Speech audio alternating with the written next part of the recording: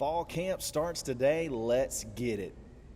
In a world full of podcasts, he's the undisputed heavyweight champion of hot takes, an Auburn sports homer, master of the book, and message board legend. Get your buttons buttoned and your hats flattened, because the Top Button Podcast is about to kick off, and you don't want to miss your courtside seat. Now, here's your host, Charlie Five. Yes, sir. We're back. It's another episode of the Top Button Podcast. I'm your host, Charlie Five, recording live from Orange Beach, Alabama. It was a freeze warning in Lee County. Had to go south to where it's a little bit warmer. So we're going to be here for a few more days and still putting out the content. So lock in. Let's get ready because fall camp kicks off today. We're going to get to see practice footage. We're going to get to hear practice notes. We're going to get to hear from Coach Freeze and let him know, kind of fill us in on the goals and the aspirations and what they're looking to achieve in this fall camp. Football's that close. It's right around the corner, and we're going to break it down. We're going to talk about some very important position groups that really need to step up and really need to get some answers, I guess, from this fall camp. So, but before we do that, we got to give a shout out to our boy Ford Stokes with Active Wealth Management. Look, Big Cat Weekend, Auburn really improved its reach with recruiting. Well, you know who else is improving his reach, and that is Ford Stokes and his Active Wealth team, improving their reach to help more folks invest and retire successfully. Ford's radio show, Retirement Results, is now syndicated across 7 states on 20 different radio stations. He wants to help Auburn fans and Auburn alumni. He's ready to serve the Auburn family. You got to check him out. retirementresults.com/plan. Get that free portfolio analysis. Why not? Why not be sure? Why not be sure that what you're doing is going to get you where you need to be? So check him out, Ford Stokes, with Active Wealth Management. Practice starts today, gang. Today we're going to see some. It's not going to be tackle football yet. There's not going to be pads popping. Typically, your first couple of days are just in helmets and shorts, no pads. So, but you're going to get to see a lot of footage, probably a lot of good the media viewing period. You'll get to see some quarterbacks throwing. You'll get to see some wide receivers. You'll get to see some of those new freshmen that reported a little bit later. You'll get to see some of the freshmen and the guys that you're excited about that reported again, reported in December, that you'll get to see again, that you saw a little bit of a glimpse of in spring. So it's an exciting time we're only a few weeks away. We're 4 weeks away from kickoff. And they're ready to get after it. But there's a couple of position groups that I think we really got to get a lot of answers from. This is a very important fall camp for.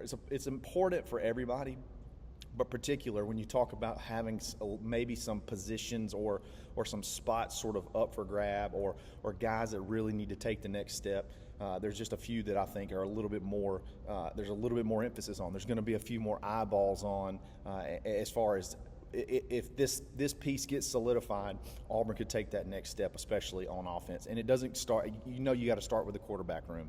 It looks like it's a foregone conclusion. Payton Thorne's going to be your guy moving forward, and I think you're seeing a lot of guys kind of start to rally around him over the summer. You had Eugene Asante show a lot of excitement, a lot of support. You had Keandre Lambert-Smith going on podcast talking about how excited he is about Payton Thorne. Using Payton Thorne as when you talk about excitement of the offense, what is it? Payton Thorne, not the play calling, not how you're going to use me. It's just Payton Thorne. So this is big for Payton. Okay, so you've been here. You came in last year. You came in late, and there's no good way to say it, but you struggle. You struggle a little bit. You struggle. You struggle being able to. Diagnose the defense with the offensive setup. You struggle being able to be a little bit more accurate with your passes. It was just not a good year. It was just not a good year. And coming from where he's had a fair amount of success, stepping into the SEC and struggled a little bit. Now, we've talked about this till we're blue in the face. Where do you point the fingers? I think he deserves at least some portion of the blame. But I feel like a lot of the stuff around him is better suited now for him to have success. And we're going to see. There's really not any excuses, and I think he knows that. Hey, I don't have that card anymore. I don't have the discombobulated offensive setup anymore. I don't have the excuse. I don't have I don't have any wide receivers excuse. They've brought me in some guys. They brought me in some guys that are pretty daggum good at other places. Put up big numbers, and then they brought me in. Arguably one of the more electric freshmen that we've seen at wide receiver in quite some time, and I'm going to have him to throw and throw to, and then not only him but the other receivers, which we're going to talk about here in just a second. I just think for Payton, starting off and building chemistry, building consistency, just totally immersing himself in this offense, figuring out how to make those RPO decisions accurately every single time, or at a high, or if not every single time, at a very high rate, because that's going to be a big part of this offense. Is there's going to be a lot of decisions to be made on every single snap, whether it's hand the ball off, pull it, run it, or make a quick make a quick pass to the outside.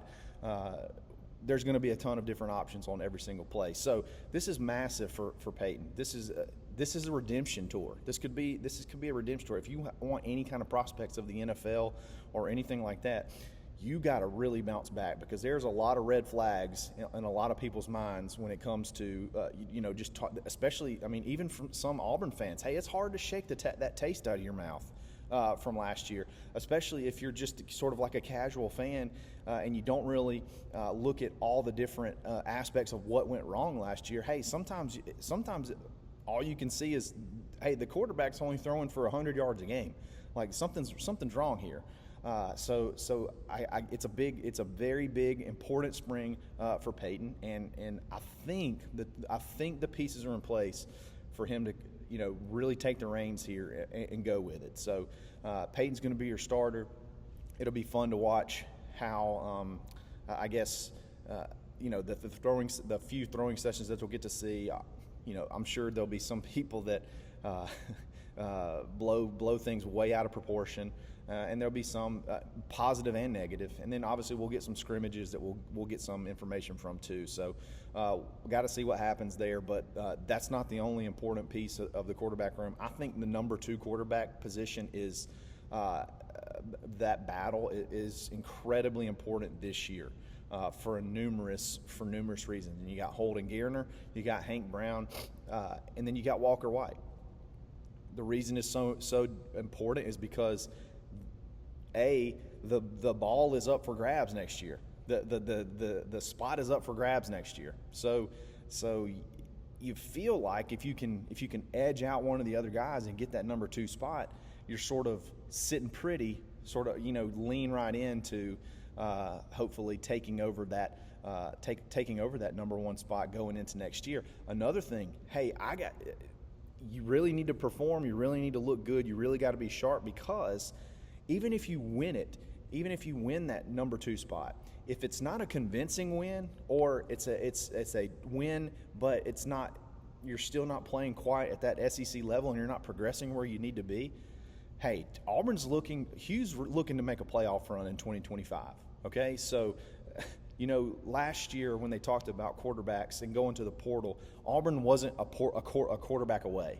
So Auburn was not just a one portal quarterback away from making this team this year a championship contender. So do you go ahead and spend that $1 million on a quarterback and sacrifice other pieces that can help build it to where you can get to a spot where you're just a quarterback away? Next year, Auburn could just be a quarterback away. So if that number 2 spot, if those guys still aren't progressing to the level where they can be a championship caliber type quarterback, you're going to see Auburn go to the portal, because next year is the year. This year you got a chance to we talked about it yesterday. This year you got a chance to sort of take another step forward. Next year you're going to have a roster almost full of only Hugh Freeze guys. So it's very big for that backup quarterback role to get locked in and not just be the backup, but be good enough to progress and continue to be good enough to where you could take that step and take over the starting role. I have no idea who that will be, but I think it's very important. I don't think you just go through the motions and just try to beat out the other two guys. I think you're trying to go and beat out Payton. You're trying to go be the best you can be because, hey, if I'm just inching by, they're just going to bring in a portal quarterback next year, and then they're going to try to bring in a all-star freshman this year and every single other year. So I could just easily get replaced, and it's just that much longer until I get to possibly get crack into that starting role. So the quarterback room in general is very, very important on what the foundation that's built starting today. Payton got to get some stuff cleaned up from last year, get more chemistry built with the wide receivers, and then continue to sort of progress and get better in this offense. And then the backup quarterback position is also, I think, very important because, hey, not only do you need to win the backup position, but you got to get much better because otherwise Auburn's going to go to the portal to make a run in 2025. So got to watch out for that quarterback room. Let's see what happens there. Wide receivers, look, there's 3 spots that are solidified, okay? You got Keandre Lambert-Smith, you got Robert Lewis, you got Cam Coleman. They're good to go, okay? That is a pretty dynamic trio. They could play a lot of snaps. There's a lot of different formations where you could see all 3 of them on the field, maybe only 2 of them at a time. So those three are good. The development of these young guys, the acceleration of these young guys like Perry Thompson, like Malcolm Simmons, maybe even Bryce Cain. Bryce Cain's, a smaller guy, but he can still be dynamic, in that slot, getting those little mismatches, those quick little ins, out slants that he could put on somebody and use his speed to create separation. But the development of those younger guys, because I feel like although those 3 right there, Keandre Lambert-Smith, Robert Lewis, Cam Coleman, are pretty dynamic, if you could add one more to that mix, and then if you could add one more to that mix to where you can take dudes off the field and put other guys on and there's no drop-off, my gracious. If Perry Thompson, we talked about, I think Perry Thompson could easily be that guy right now. Physically, he's ready to go. Physically, he's ready-made for the SEC. It just depends on how motivated he is to come in.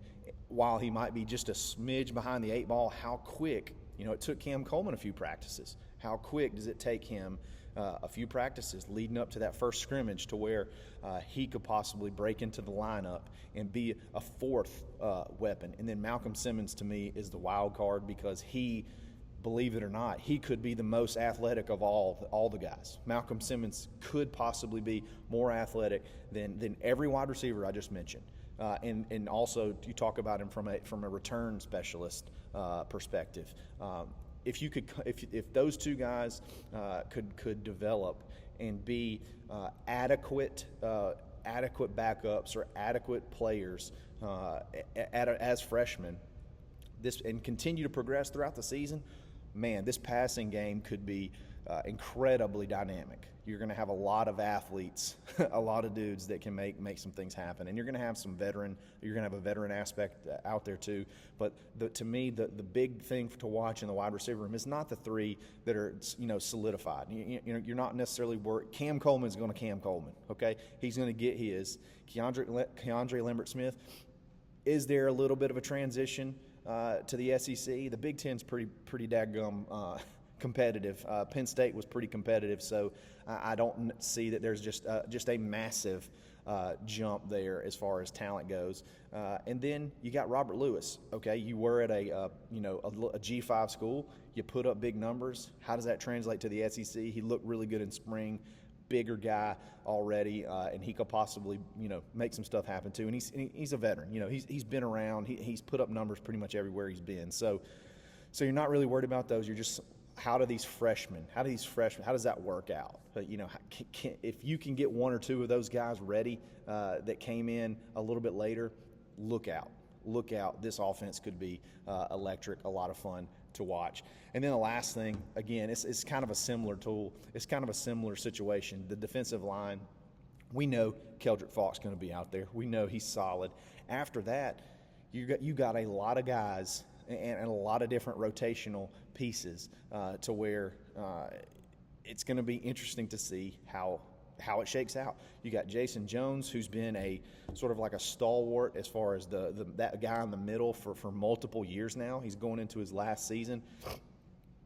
Does he take that step forward and sort of entrench himself as the guy right there in the middle, plugging holes and clogging things up when you got another guy like Isaiah Rakes? I think those are going to be, maybe your 1-2 punch there as far as those interior, right in the middle defensive linemen go. I've been hearing a little bit, possibly Trill Carter is going to be either limited or maybe not even available early as far as, a little bit banged up. So that was a guy you brought in, which may make sense as to why you brought in a few more defensive linemen in that late portal period.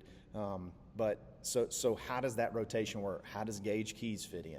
How do these freshmen, these all-star freshmen, Amaris Williams, how are you going to keep him off the field? Malik Blockton, who has just continued to get rave reviews.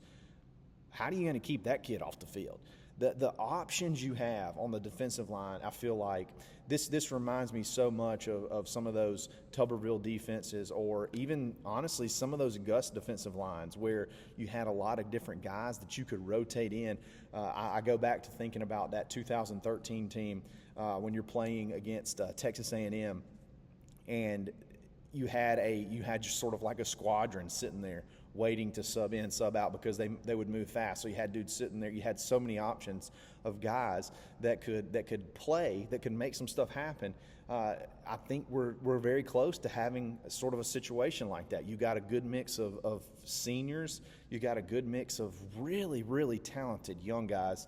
And then obviously you got your stud, Keldrick Faulk, who's going to be there ready to absolutely wreak havoc all season. How does that rotation work? And I hope as practice progresses, you get a little bit of an idea leading up into the early scrimmages of how that's going to shake out. I'm excited to see how I love defense. I love defensive line in general.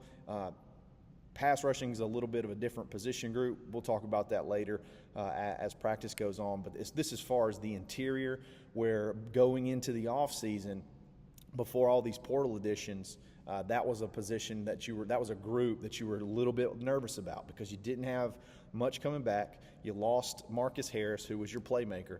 How you replace his production, and you go out and you bring a bunch of portal guys, and then you bring in some really talented young guys. How does that group shake out? That will be something very interested to see. How can you not be excited? How can you not be fired up? Football is right around the corner. We are getting after it today. Practice starts, I think, at 10 a.m. So if you're listening to this in the morning, be on the lookout. You're going to start seeing some practice notes coming out from the media viewing period. This morning, if you're listening to this afternoon, you've probably already seen it. But regardless, you should be as excited as I am, ready to boog out, ready to overreact, I'm completely prepared to overreact. I'm completely prepared to over-embellish, get over-boog, over a one-handed catch, or how someone looks physically. I'm just ready, man. It's football season. This has been a long summer. We've had a lot of recruiting action. We've had a lot of recruiting hype. But dadgummit, I'm ready to talk about some football. I'm ready to talk about some Auburn football, and we're going to get after it. We're going to break down some of the notes that we get from practice from yesterday, and it's going to be a ton of fun. So, guys, I really appreciate you listening. If you like this video, like it. If you like this channel, subscribe to it. Follow me on Twitter, _Charlie_5. We're going to be back again tomorrow recapping practice from today. I really appreciate it, guys. Y'all have a great day. It's another episode of the Top Button Podcast. Stay buttoned. Thanks for listening, and drive home safely.